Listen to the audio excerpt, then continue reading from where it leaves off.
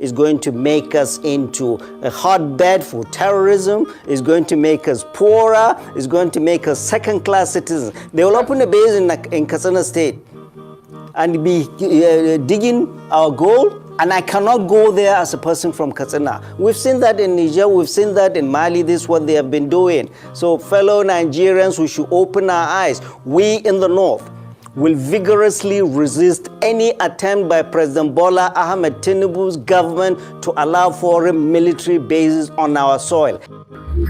Guys, it is happening. This is how, a serious tension between Mr. Thier and the North. And I actually understand the pains and the grievances of the Northerners. Now, I want to show you an interview of Professor Usman. All right. Guys, recall that last year, Niger Republic, Mali, and some other African country, where the France, they've had their military base over the years. They kicked them out. I'm sure most of you are aware of the news, right?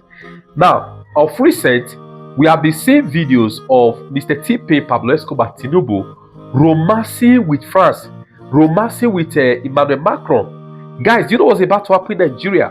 Right now, they've just signed, Tinubu has just signed a memorandum of understanding in France.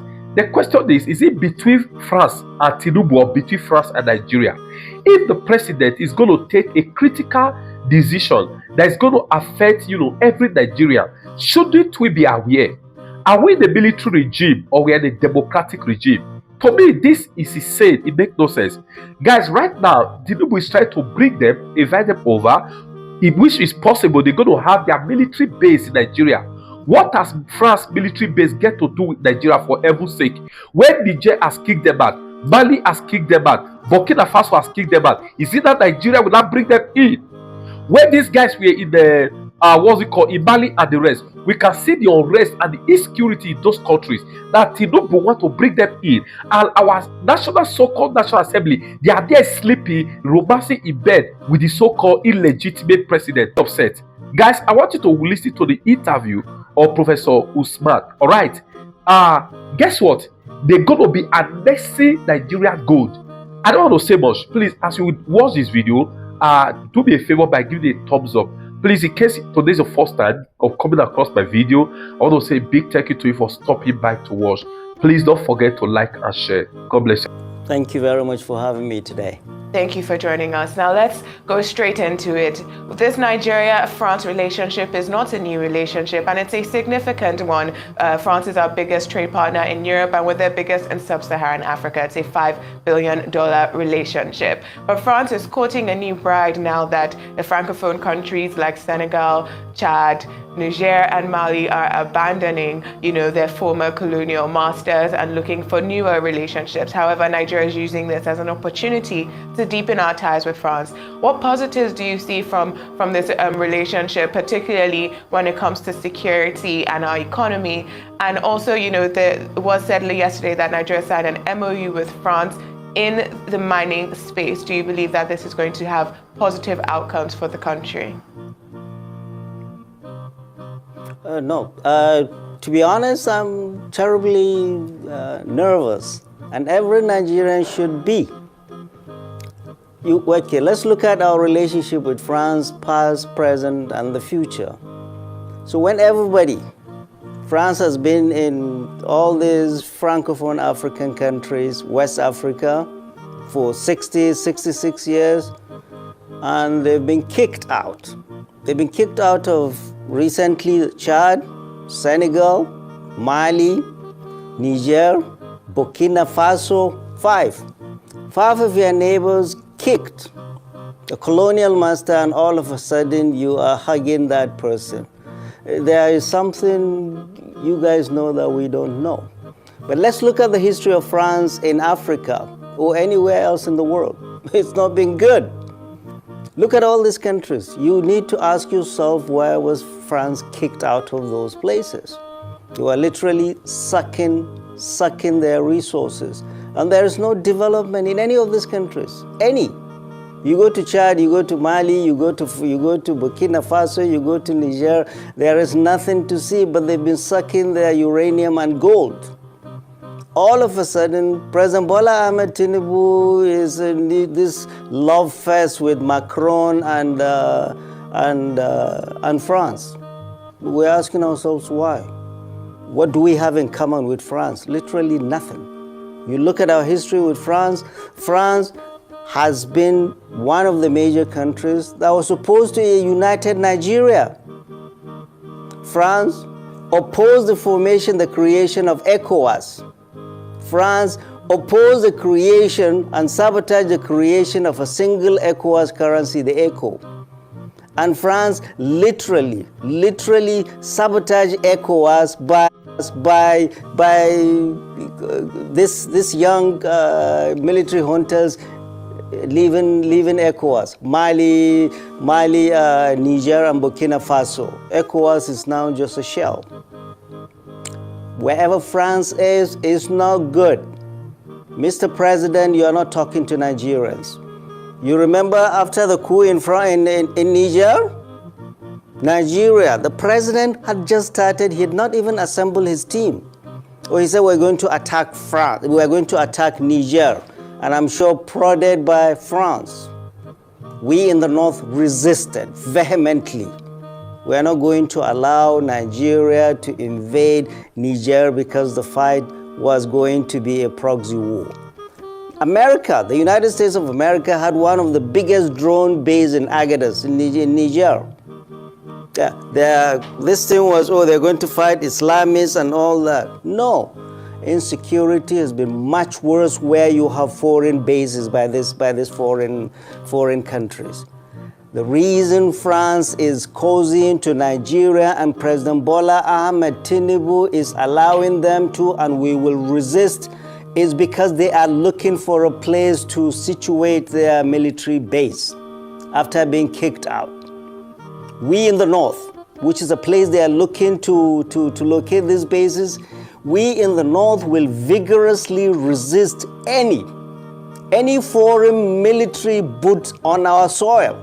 So, Mr. President, you need to know we do not have any historical ties, defense or economic or linguistic with France. And all this causing the French are doing, the reception they gave Mr. President was fit for a king. He will not get that if he goes to England or the United States or anywhere in the world. What is France getting for that? France wants three things.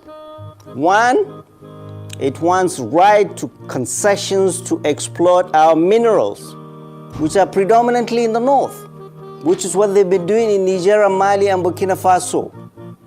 Number two, they want concessions in oil and gas. That's why they said, I heard the spokesman of the president saying, Total is going to invest 750 million in gas. And I ask myself, is this true or is this fiction? Because this same Total, 16 months ago in July, exited Nigeria and sold all its stake at 860 million to a Mauritius-based company and left. Their reasons were sabotage, theft, oil spillage, and high cost of lawsuits. So what has changed in 16 months that they are coming back again? After selling 860 million and left town, they are coming to invest 750 million. We were told it's not going to happen. So they are looking for three things. They are looking to come and exploit our mineral resources predominantly in the north. They are looking to explore oil and gas, which they ran away from, and they are coming. And number three, most importantly, most worrying, and everybody in Nigeria, I beg you to lend me your ears. We will resist vehemently any attempt by President Bola Ahmed Tinubu's government to allow any foreign military base on our soil, particularly in the north, because it's going to be a harbinger of trouble. All these lacura things you're hearing, it is the French that started all of these things. They started all of these things. Wherever France was in West Africa, there's no peace. Why would President Bola Ahmed Tinubu bring them back without consulting anybody? So, military base, France or America or any country will be resisted vigorously by all of us, because this is a country we love, and we're not going to allow recolonization of this Nigeria like they've done in the other countries. In Hausa, there is a saying, in kaga gemu dan uwanka ya kama wuta, ka sa naka ruwa. If you see the beard of your neighbor catches fire, put water, dampen water on yours. Well, France has put fire all over the Sahel, and we are inviting them into our household. No, we are not going to do that. Business, do that. And it has to go through due process. And I'm calling on our sleepy, do-nothing 10th Assembly to wake up to its responsibility. They are the ones we elected. They are the ones who should checkmate President Bola Ahmed Tinubu in all the opaque things he's been doing. He disappears into France for working holiday, and nobody knows what he's going to do there. Like he's being called for consultation. This is a democracy, not a military rule. And we need to know what our government and our president is taking us into. But foreign military base is a no-no. And exploiting our mineral resources behind our back is not going to happen. It's going to be transparent, there's going to be open bid, and all of us stakeholders must be involved in this. Thank you very much. Okay, so Professor Usman, thank you so much for your submissions this morning. But let's even lean further into the geopolitical implications of this relationship, considering the current rivalry between Western powers and China for influence in the global South. How does Nigeria's embrace of France fit into this dynamic? Could this partnership position Nigeria as a critical player in balancing global power, or is there a risk in alienating other potential allies such as China or Russia? That is what Nigeria is just going to be used as a pawn, and it's essentially sticking out our neck and giving it to them. And the fight is not between the West and China. No, the fight is between the West and Russia. Look at what just happened in Syria. Look at just what happens in Syria. The rebels took over Aleppo. Look at what's happening in Ukraine. Look at what's happening in Israel. It's going to be a proxy war between NATO and Russia.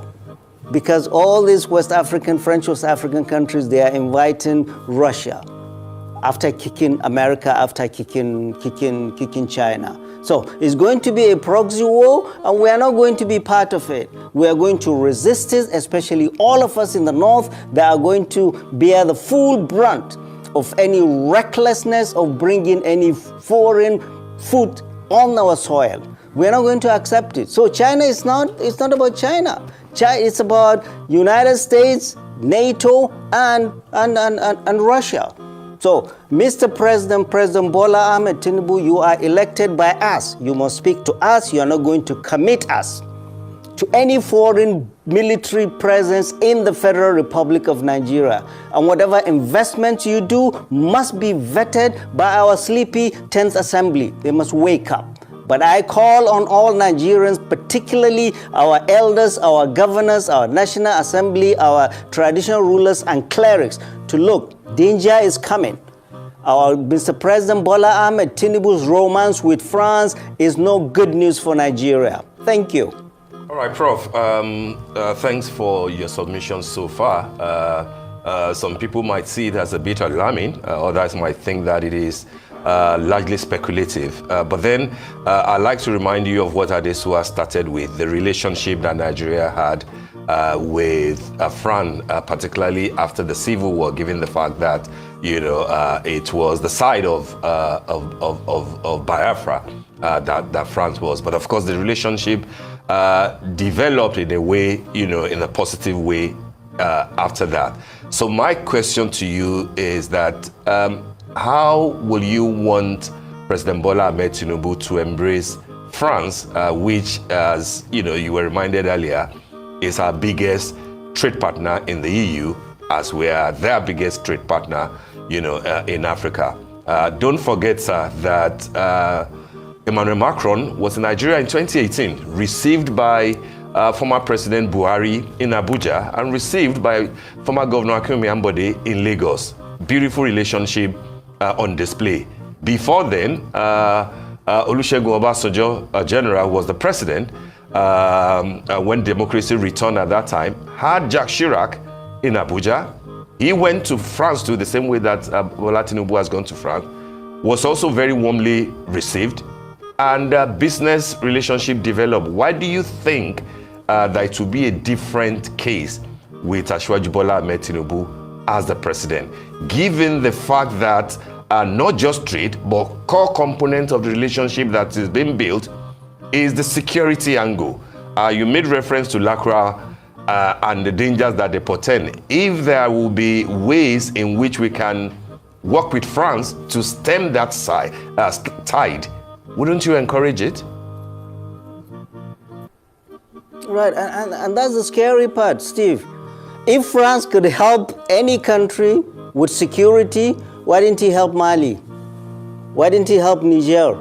Why didn't he help Burkina Faso? Why didn't he help Chad? It's been there forever. Their troops have been there forever. You think it didn't help them with all their bases? It's going to help you?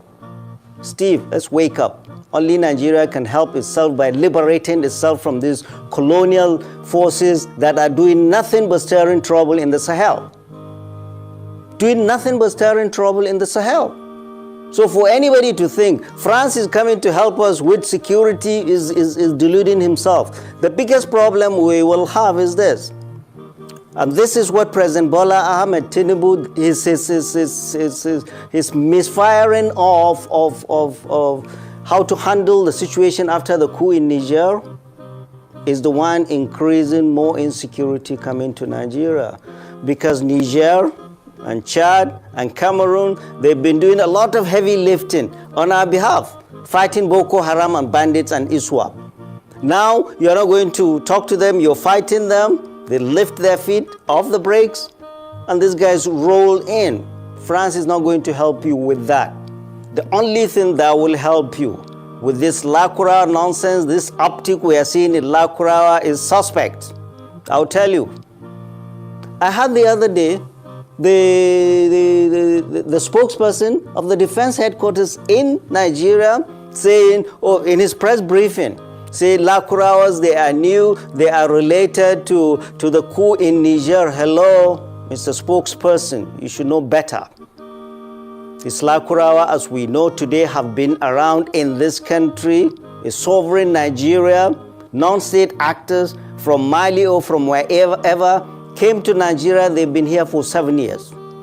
7 years, since 2017, at the invitation of local communities to help them fight bandits, to help them do the job that security services could not do.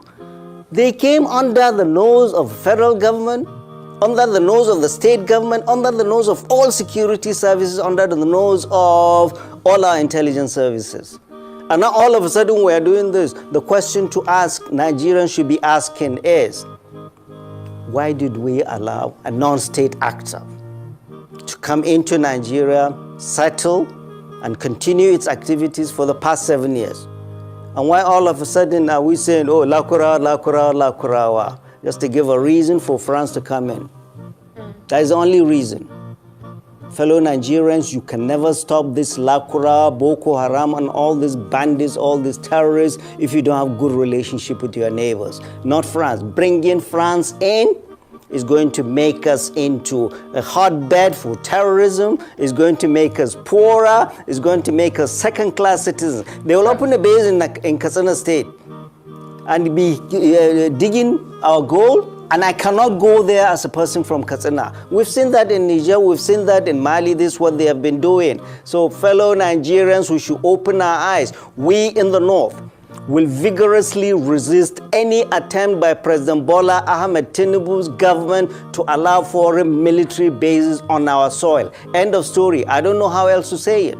Okay, Professor Usman, now Professor Osman, you did say that if we allow France in, that Nigeria can become a hotbed for terrorism. But some people would argue that it already is. That that the northern governors, for example, have not focused on human capital development. That we have extremism in different parts of the country. That the economic situations right now is what makes Nigeria a hotbed for terrorism, and not a possible growing trade relation with France. But also focusing on the geopolitical implications that Shaitan brought into the conversation earlier. We did speak about Russia, and we also have to speak about the Wagner Group, because you spoke about the proxy war going on in Ukraine between Russia and the West. However, some people argue that there is a proxy war going on in Africa between Russia and the West. We have the Wagner Group in Mali, in Niger, in Burkina Faso. They have, of course,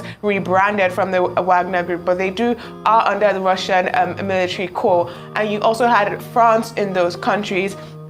As of February of this year, we also had Russia being in control of Mali's Intaka gold mine. So we do have Russian interests in Western Africa in our minds. And so is it not already a situation that our neighbors are dealing with their own proxy wars and extraction of their resources by either Russia or the West? And rather than be in that type of situation, our president is trying to position us as a trade partner and not a partner to be extracted from.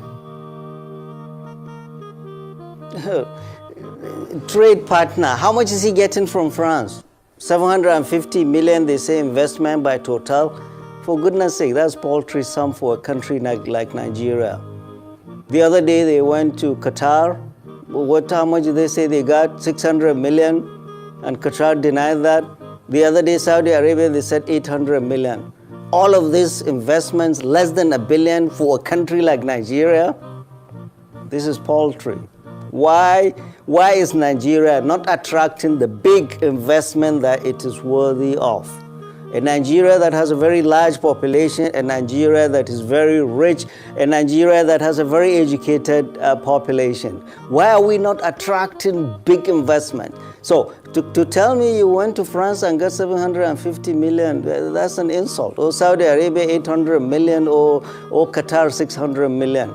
The president himself, President Bola Ahmed Tinubu, demarketed Nigeria twice in Doha. Remember when they went, he said there is corruption. And he warned the Qatari delegates, if anybody asks you for a bribe, come and tell me.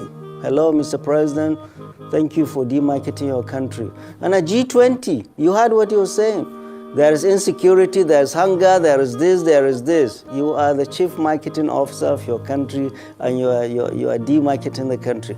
I will tell you, real countries that want to invest, they invest in DR Congo and all troubled spots. They factor in all these crises, and they even get insurance for all of this to come into place and pillage the country and leave. So, real investment, we want to see real investment that translate into bettering the lives of our people. We haven't seen that so far. All the loans they've been getting, the World Bank loans, the Chinese loan, where are we seeing that? It's not impacted on the people. It's not helped the Naira. It's not brought inflation down. But they're getting loans all over the place. Just a few days ago, they got a loan of 2.2 billion. They got approval from the House, from the Senate, from the National Assembly. It took only 48 hours for the do-nothing National Assembly to give him approval, go and get loans. For what? For what? He is proposing a bill of 47.9 billion. And the collection agencies that make money, they said they have collected 51 trillion so far. So why are you getting all this money? To do what? He gets all these loans, and the National Assembly does not ask him what are these loans for, and we do not see the benefit. So we must question, especially in a situation where we're worried there is a state capture by the president and his business associates that we do not. You see them signing MOUs in France. On whose behalf? On whose behalf? Definitely not on my behalf, not on my grandmother's behalf. They are not in government. Nobody knows about these guys. You see them signing on behalf of Nigeria. State capture. You have your business associates running this country. Nobody can tell me how much FIRS has collected, or how much customs, or how much this, or how much this. Nobody knows what comes in, what goes out. And the reason is because our National Assembly is complicit, is there in bed with this bad governance. This cannot continue. We must all wake up.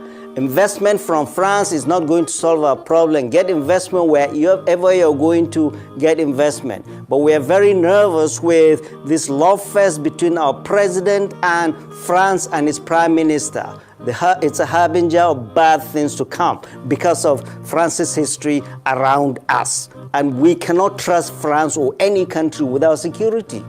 Doing that will be foolhardy. And you said, yes, there is insecurity in the north. It's going to get much worse with France around. They want to go and fight, let them go and do their own fighting. We will solve our problems here. Professor Yusuf, let me... Thank you. Thank you very much for that. Let me just move the conversation in a different direction. You've made reference to the 10th National Assembly, and we know about these tax reforms that have passed the second reading. But then we're continuing to see this northern resistance to the reform bills that were proposed by President Bola Tinubu, and it's continued to spark a significant opposition, particularly from northern Nigeria, where we see these economic challenges and the largely informal economy dominate. While some argue that Nigeria needs these reforms to reduce its fiscal deficits, others worry that they could stifle economic activity and growth. Do you have any concerns about this resistance? And how can the government balance this urgent need for revenue generation, which is a problem that we have, with fostering an environment that supports a business expansion and job creation on the back of these tax reforms? Right. So President Bola Ahmed Tinubu is essentially bringing the Lagos model to the big stage. What is the Lagos model? Tax, tax, tax, tax, tax. You cannot overtax your citizens to a level that they cannot pay. You've removed subsidy, you've made them poorer. You've floated the naira, you've devalued the currency. People are poorer. Why are you taxing them? What you need to do is to broaden the tax base instead of overtaxing citizens. Number one. Number two, people will say, oh, those that are against this tax bill, they haven't even read the tax bill. Hello. It is not the responsibility of citizens to go and read. It is the responsibility of the executive, the government, that is going to bring any policy to people to come and sensitize and explain to them and get their approval. You cannot just pay hired consultants. They go into their room, bring out an encyclopedia of this is how we want to do the tax, and throw it to the National Assembly and rush it. I tell you, 99% of the members of the Senate, of all the National Assembly members, have not read the bill. Nobody has time to read this bill. So essentially, all this brouhaha you're seeing, I took time to read it because I talk all over the place. Some of it is good, but hello. The biggest problem is that there is loss of trust. Nigerians don't trust this government. The last time you did, Mr. President, you flippantly removed fuel subsidy. You flippantly floated the naira and said tomorrow will be better. Our people are dying. Tomorrow is not better. Yesterday was better than today or tomorrow. People don't trust this government. Number one. Number two.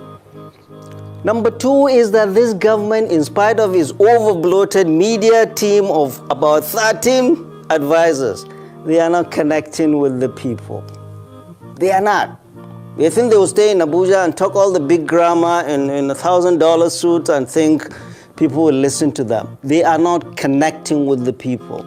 And you could see that in the NSA's speech the other day, the 13th of November, his Tinubu Gain speech. You could clearly see his frustration that the government is not connecting with the people. That was why he was saying, critics, we will shut you up. We want to be shut up with facts, with benefits for our people, not propaganda. So, the government is not connecting with the people. The government has not explained this to the people. Members of the National Assembly do not even understand the bill themselves. And look at the clumsy way it was presented at the Senate the other day. Look at the clumsy way it was presented. Akpabio thinks he's going to be clever by half, recused himself, and put his deputy Senate president, who is Professor? from the north. Oh yeah, fight your people.